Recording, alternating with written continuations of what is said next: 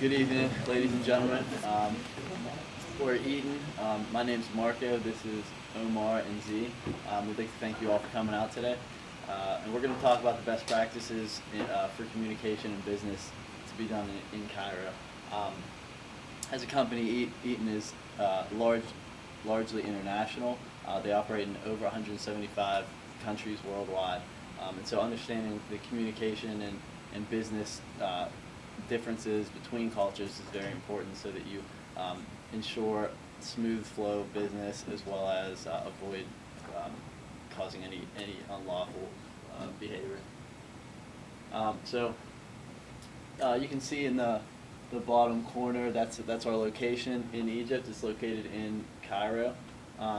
And what we do there is support what they call their energy supply line in Cairo.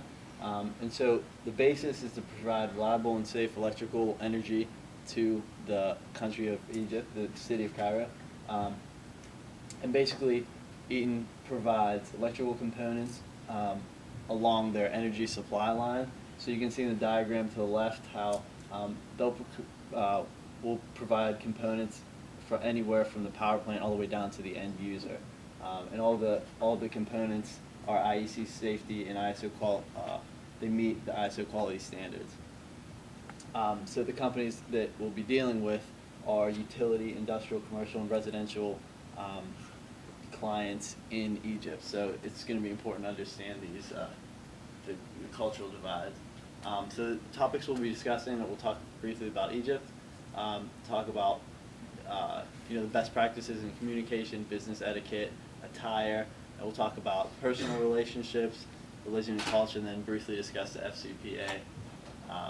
So for those of you that don't know, Egypt is a northeast African country, and Cairo is the largest city, Cairo, its capital, not only in Egypt, but in the Middle East and in Africa.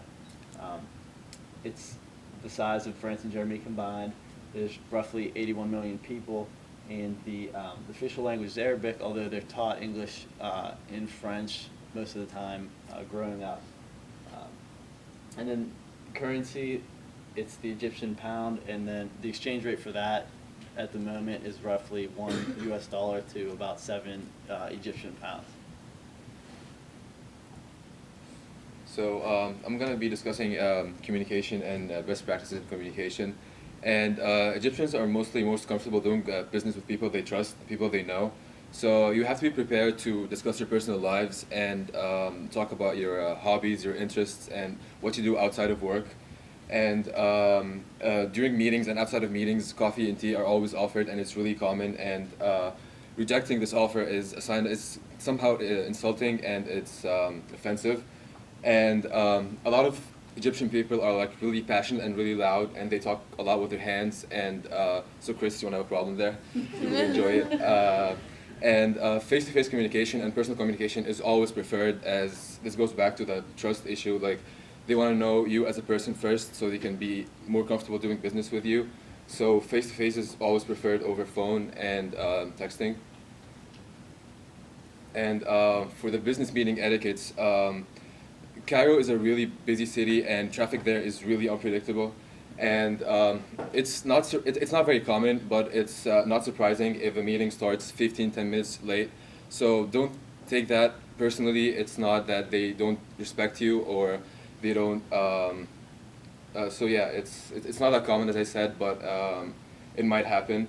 At the beginning of meetings, handshakes and formal introductions, handshakes are usually prolonged, so you don't want to pull away or break away from the handshake unless the other person does that first. And meetings usually always start informally about talking about family, as I mentioned earlier, family, business, personal interests and all that stuff, and then the meeting starts. And you should be careful about greetings between men and women, because you don't want to approach a woman and then extend your hand out, because some women don't touch other men except if they're related or if they're their husbands. So you want to make sure not to do that unless she does that first. And of course, you are judged a lot by how you look and how you present yourself, and this is really important. So for men, you should dress formal and conservative, and jewelry on men in Egypt is not that common, so if you have any visible jewelry, earrings, or necklaces, you should try and avoid wearing that because it's not very common there, so all you'll be doing is alienate yourself from the people you're talking to. So you want to try and avoid that if you can. And women, of course, must cover up for their arms and wear conservative long skirts. And I'm going to run a little scenario by you now concerning personal relationships. So say now you're invited over at person X's house for dinner, and you decide to bring A, flowers, or B, sweets, chocolate, or pastries, or C, a bottle of wine, or D, nothing because you're a foreigner, you're not expected to bring anything. So how many people think you should bring flowers? Okay, sweets, chocolates, bottle of wine. Okay, nothing. Okay, well actually the correct answer is sweets, chocolate, or pastries. And this is because flowers are usually associated with weddings or hospitals. And since, and Z's going to talk about this later, Egypt is an Islamic country, and under the religion, alcohol is not consumed, so you don't want to bring wine unless you're 100% sure that they drink wine. And once the relationship is developed and you know the person more, like, it's probably going to seem weird here because it's not how it's done here in the US, but kisses on the cheek are customary whenever you arrive or leave. But again, you have to be careful that it's only in the same gender only. You don't want to kiss another woman. And whenever you're sitting there for dinner or after, you don't want to cross your legs because it's a sign of disrespect. And you never want to display the sole of your shoe towards someone else when you're sitting. I'm going to talk about religions and cultures. And Egypt is ruled by Islam. And Islam is the religion, obviously. And I always have this confusion about Islam and the Muslim. It turns out they are just the same. And the Muslim is someone who has accepted Islam and lives his whole life according to teachings of Islam. And Islam is involved in personal and is involved with political, economical, and also legal lives. Well, we mean legal lives, which means like there's a lot of laws is come from the religion, so that's what we mean legal lives. And Islam is an Arabic word which means peace, love, and complete submissions. And the Muslims pray 5 times a day for God's love and forgiveness because people think they will have the afterlife and the sin will stop them to pass on their life, and that's why they pray more often than the other religions, I think. And if we do the business in Egypt or Cairo, and we want to schedule ahead, and we don't want to do the business on Friday because Friday is a holiday, and in Egypt, I think weekends means Friday and Saturday, and weekdays means Sunday through Thursday. I think there's a difference between here and Western culture.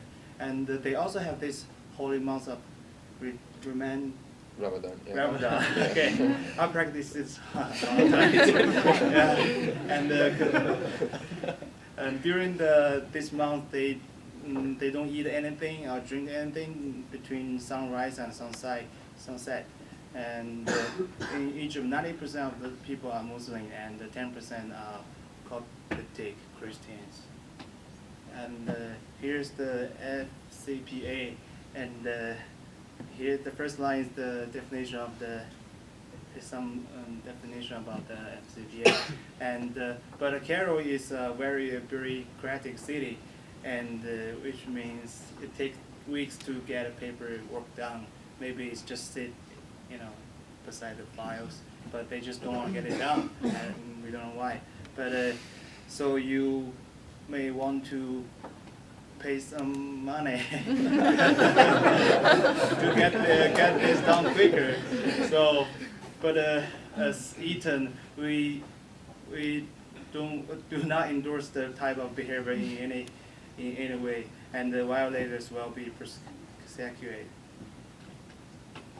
Here's some future resources if you guys are more interested in the information about Egypt, about the Cairo, so you can find it here. Okay. Any questions? What's the most wonderful thing about Cairo that we're going to? That it's busy 24 hours a day. If you go out at like 5 or 4 a.m., there's always something happening. There's always people outside. It's always busy. It's always something going on. Yeah. Okay, let's go. Yeah. I want to go.